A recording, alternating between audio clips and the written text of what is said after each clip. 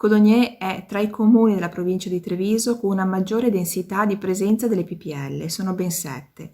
Alcune di queste si sono specializzate proprio nel recupero, nella coltivazione e nella rielaborazione del frutto della mela cotogna.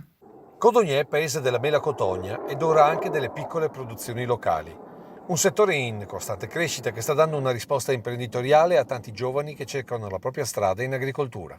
Il progetto delle PPL, ovvero dei piccoli produttori locali, nasce su progettazione regionale in stretta collaborazione con l'azienda sociosanitaria ULS 2 per rispondere alle esigenze principalmente dei più giovani di poter cogliere le potenzialità di un impiego nel settore agricolo attraverso la creazione e la realizzazione di una loro propria azienda. Ed è per dare visibilità a queste aziende che a Codogné ogni anno si svolge la festa della mela cotogna e delle PPL. Questa domenica a Codogné si svolgerà la 22esima festa della mela cotogna, un'occasione importante per approfondire la conoscenza di questo frutto e dei nostri piccoli produttori locali. Ma la mela cotogna è anche un ponte tra continenti.